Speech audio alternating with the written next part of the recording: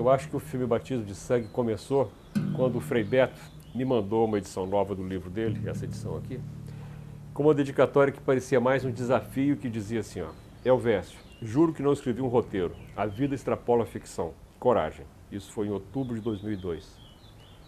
Eu acho que o Elvésio foi além do livro. Eu fiquei tocado pela maneira como ele conseguiu reproduzir na tela, em imagens, aquilo que eu escrevi no livro e o resgate que ele faz daquela época, dos nossos ideais, das nossas utopias, da nossa luta, e retratando todo o sofrimento, tudo aquilo que a gente plantou como semente, né, para resgatar a democracia no Brasil. Se hoje nós vivemos num país democrático, claro, uma democracia que precisa ser aperfeiçoada, se deve ao sangue derramado por vários companheiros e companheiras que morreram, foram assassinados, exilados, desaparecidos. E eu percebi então, num certo momento, que eu queria começar a história com o Tito. O que importava era entender esse gesto do Tito. Era entender por que um rapaz de 29 anos, que já estava livre, que tinha passado por torturas, pela prisão, mas que já estava livre, estava na França, por que ele tinha se suicidado? Quer dizer, me interessava entender esse gesto. E eu acho que o filme todo, ele acaba se construindo a partir daí, ele se apresenta como uma desconstrução de um gesto. Quer dizer, é um filme onde nós vamos, não sei se entender, mas vamos acompanhar ao longo desse filme por que esse jovem é levado a esse gesto extremo. Quer dizer, depois que nós definimos qual que seria o recorte, de que maneira a gente contaria essa história, do ponto de vista do roteiro, eu comecei todo um trabalho de construção visual do filme. Quer dizer, quando eu li o roteiro e comecei a conversar com o Elvésio sobre o filme, imediatamente me ocorreu fazer o filme em preto e branco. Porque a lembrança que eu tinha de fotografias da época, né, da época que o episódio dos frades dominicanos ocorreu, da morte do Marighella, era da imprensa. Então era um material todo em preto e branco, não havia registro a cores dessa época. E a fotografia do filme então foi construída assim, a partir de um trabalho de integração muito grande com o diretor de arte, né, com o Adrian, com a Marjorie, onde a gente reduziu, né, a paleta de cores do filme enormemente, e aí fizemos um percurso para o filme. O filme começa, digamos, com a cena onde o Frei Tito se mata, na Europa. Então a gente trabalhou com a ideia de contrapor, digamos, o universo, digamos, a luz da Europa e a luz do Brasil, um calor da época onde o Frei Tito começa, digamos, a sua trajetória ainda no convento dos dominicanos, uma época cheia de esperança, uma vida com uma certa normalidade, e gradualmente as sombras vão tomando conta do filme. Você contar uma história de 30 anos atrás, você não tem arquivo, as coisas são pouco guardadas, a cidade se transforma muito rapidamente. A gente ia contar uma história que se passou principalmente em São Paulo, nas ruas de São Paulo, no DOPS, que era em São Paulo, na USP, na Universidade de São Paulo. E nós viemos situar o filme aqui em Belo Horizonte, até porque Belo Horizonte, de certa forma, reproduz um modelo de desenvolvimento de São Paulo, e a gente encontra aqui mais semelhanças com São Paulo dos anos 70 do que na própria São Paulo. Se você pegar um exemplo, Alameda Casa Branca, que é um lugar importante no filme, é onde foi assassinado o Marighella. A Alameda Casa Branca, em 69, na época dos acontecimentos, era uma rua de poucos prédios, algumas casas, alguns prédios ainda em construção. Hoje, essa Alameda em São Paulo é um paliteiro, quer dizer, uma rua cheia de prédios, impossível de você reconstruir qualquer coisa. Tem uma foto muito famosa daquela rua que era tirada pela polícia, eu acho, na época, onde o clima daquela rua é muito nítido, é muito claro. E é uma rua de paralelepípedos, com árvores, com prédios baixinhos, um ou outro em construção. E no fim a gente adaptou uma rua que tinha um prédio moderno bem na frente de onde a gente queria. E esse acabou sendo o leitmotiv da cena, não? São Paulo em construção. E eu acho que funcionou bem, e inclusive uma das noites que a gente estava filmando, uma senhora chegou e falou: eu morava na Alameda Casa Branca.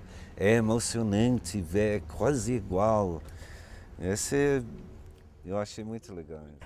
A gente teve essa parte, que é também uma parte documental e um tanto quanto difícil, que foi a parte dos policiais, da força pública, da PM depois e da tropa de choque, que são coisas que, como a gente tem as fotos em PB, a gente não conseguia definir as cores. Nas pesquisas, nos museus, tinha informações muito variadas, porque parece que não se gosta muito de falar desse período. Em alguns momentos, eu acreditei que eu estava revivendo situações no mesmo local. Em particular, quando se trata, por exemplo, da reconstituição do meio estudantil da época. Muito fiel a esse meio estudantil extremamente agitado, idealista, corajoso e atuante.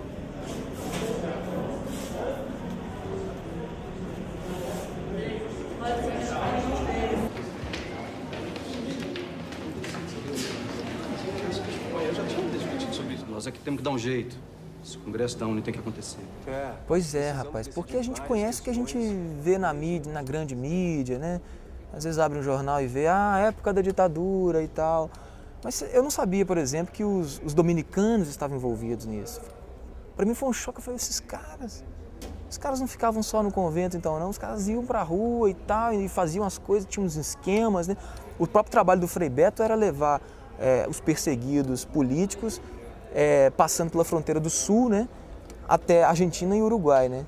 Isso nem passava na minha cabeça, não sabia de nada, cara, entendeu? E não é um passado distante, né, tá aqui, tá colado, né. Mas eu saio desse filme, sabe, mais politicamente melhor, assim, sabe, mais consciente dessas histórias e, enfim, se depender de mim, não acontece não, de novo não, entendeu? Que organização política você pertence? Pertenço à igreja. Quer dizer, os dominicanos, quando vão fazer política, eles não fazem por uma vocação política, entre aspas. Eles têm uma atitude política porque eles creem que aquele sistema político, né, estabelecido pelos militares era pecaminoso. Aquele sistema político ele era opressor. Então a gente não poderia conviver com aquilo. E o senhor? Não tem feito o que deveria, que é estudar. Mas tenho lido Tomás de Aquino, que já dizia que em caso de tirania evidente e prolongada... Nós somos discípulos e confrades de Tomás de Aquino. E São Tomás, ele já tinha equacionado isso muito bem, dizendo, havendo um tirano em situação prolongada e não havendo outro recurso para tirá-lo do poder, a não ser a luta armada, então ela é lícita, desde que assegurado as condições de vitória e que isso não venha causar mais mal ao povo do que a permanência do tirano. Esse é o princípio dele. Encontrar o Frei Fernando, encontrar o Frei Beto, o Ivo, o Oswaldo, que a partir daquele momento ali, você resgata uma história que não é sua, mas chega num ponto que ela passa a ser sua, entendeu? Então isso é fabuloso. A gente fica emocionado porque encontrar o Frei Fernando, aqueles 2 dias que nós tivemos ali na produtora, com os 4, é algo... É mais do que humano, sabe? Assim, é você conhecer a figura do jeito que ela vivenciou tudo aquilo e que não está no livro. Fazendo um paralelo, há pessoas que vão usar do Evangelho para libertar os outros e há pessoas que vão usar do Evangelho para entreter e para escravizar. E eu tinha sensação não, isso é muito claro para mim, que eu estava fazendo um filme de uma preocupação artística e que estava tratando de uma facção da igreja que usa do Evangelho como uma arma libertária. Então era arte dentro da arte, se a gente pudesse fazer. Era arte no cinema e arte na religião, se a gente pudesse fazer um paralelo assim. Só zombo do amor, eu tenho um pandeiro. Beto? Sabia que tu estavas por aqui. Tenho uma visita pra ti na portaria. Leia um pouco de Teresa. Ela nos ensina que Deus está bem aqui, ó. Quando se trata de um filme de época, onde a direção de arte, o figurino, onde você está fazendo toda a relação com essa época e trazendo-o à tona para os dias de hoje, cabe aos atores fazer com que as emoções sejam atuais. Ou seja, você tem toda a atmosfera do filme de época, mas as emoções são atuais, elas são verdadeiras. Beto, eu vim do lado do Ops. Vão prender vários jornalistas, inclusive teu amigo Paulo. Uma renca de gente. Aqui vamos ter umas 130 pessoas, tá, fazendo essa multidão. Mas então eu queria pedir muita ajuda de vocês para colaborar com essa coisa de fazer mini ações. A gente vai marcar você.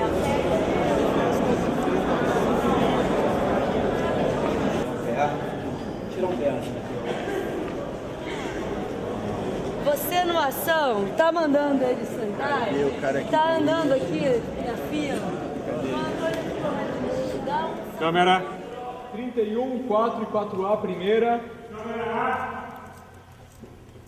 Foi? Câmera B, ação! Todos estão colaborando. Violência, eu. Levanta! Vai na pescada! Levanta, porra! Senta aí! Tá me olhando por quê?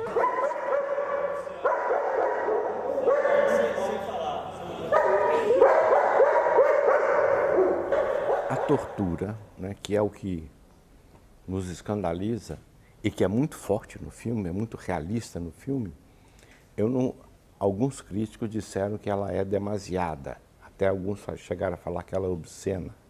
Não. Aquilo que aparece no cinema não é 1/10 daquilo que a gente passou. A tortura é muito pior do que aquilo que chega no cinema. E não é obsceno, obscenos são aqueles que estabeleceram a tortura como um sistema de informações, sistema político. Pois bem, a figura do Fleury era isso naquele tempo, por isso ele se tornou o grande símbolo da tortura no Brasil.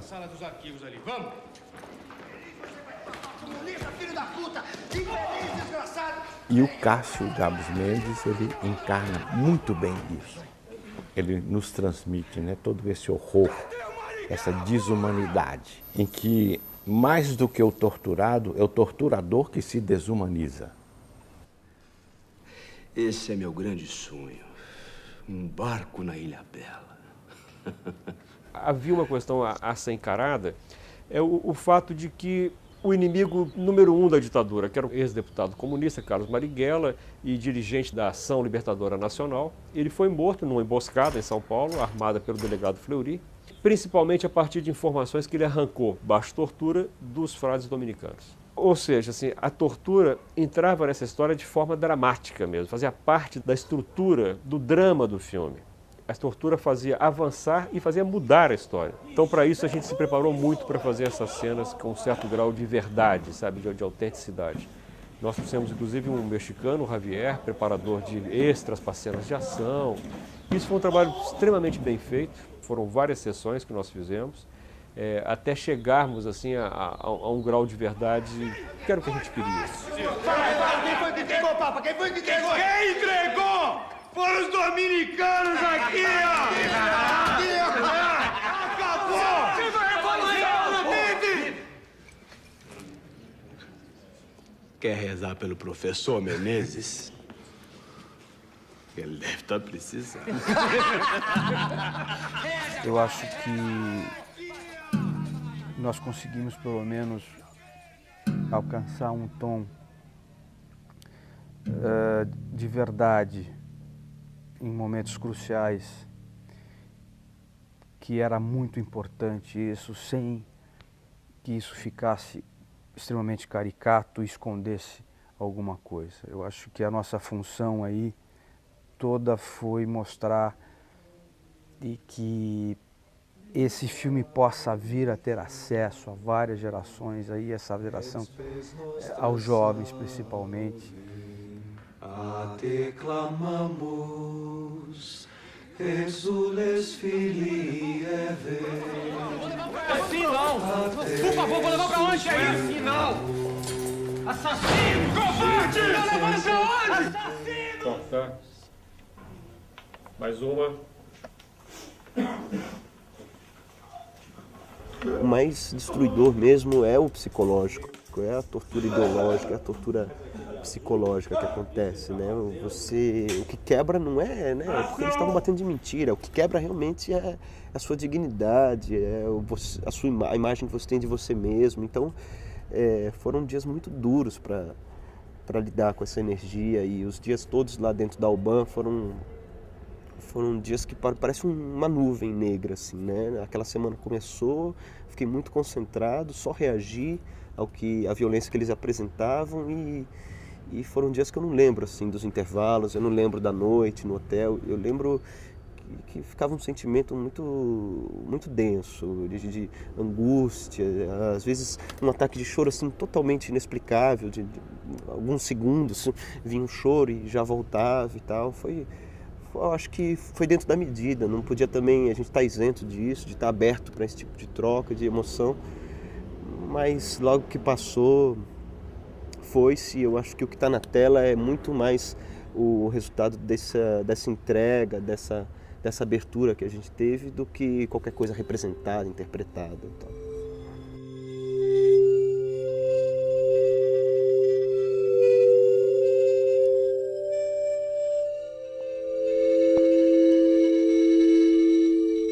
Você não fez o filme em homenagem ao Tito, eu vou fazer a música em homenagem ao Tito. Né? Aí você vai seguindo ele, entendeu? E ele é o mais emotivo, né? É o que chora. Então eu falei, bom, eu vou compor para ele.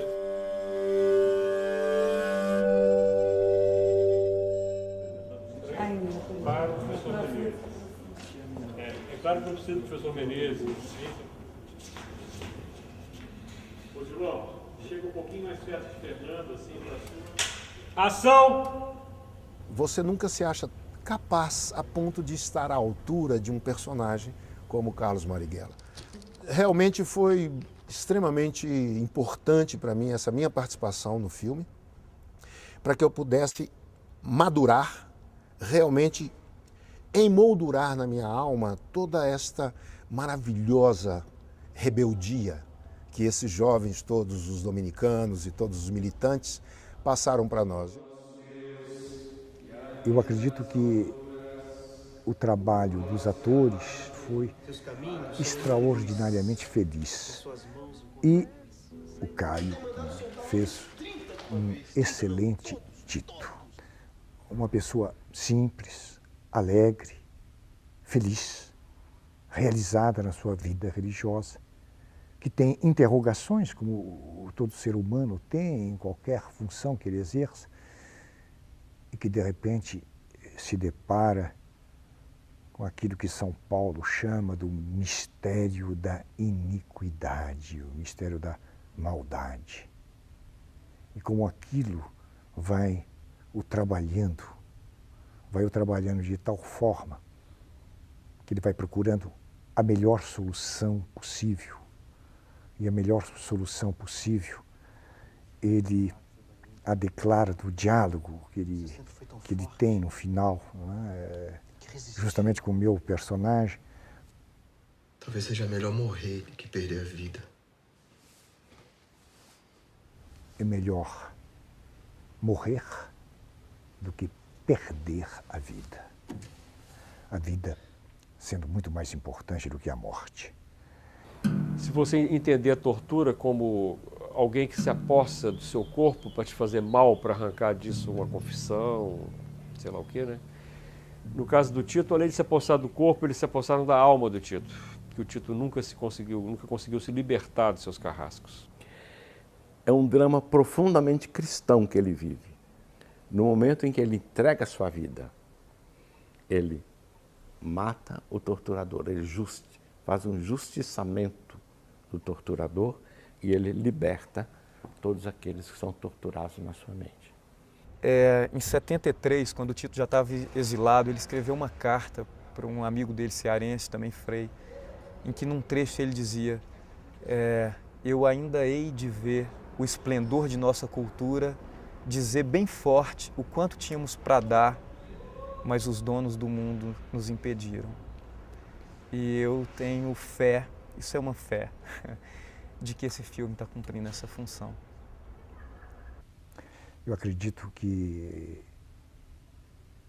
Elvésio fez com esse filme um grande presente para a nossa nação. A de nos restituir uma época, e restituindo esta época, página infeliz da nossa história, nos dar ânimo para continuar a nossa procura maior liberdade e maior democracia. Eu acho que nenhum filme foi mais profundamente na questão da ditadura militar do Brasil do que o Batismo de Sangue. Eu diria mesmo que é um filme que reproduz a violência da ditadura como nenhum outro. E, infelizmente, o nosso governo não está abrindo os arquivos da ditadura, mas a arte brasileira o faz. E o Batismo de Sangue é primoroso nesse sentido. Escancara os crimes da ditadura, a violência da ditadura, e ao mesmo tempo que essa contraposição dos nossos ideais, da nossa utopia e da nossa fé, porque é um filme impregnado de espiritualidade, de religiosidade, mostrando que a fé é compatível com a luta por justiça, até porque nós cristãos somos discípulos de um prisioneiro político, né? Jesus foi preso, torturado, condenado à pena de morte, crucificado e ressuscitou.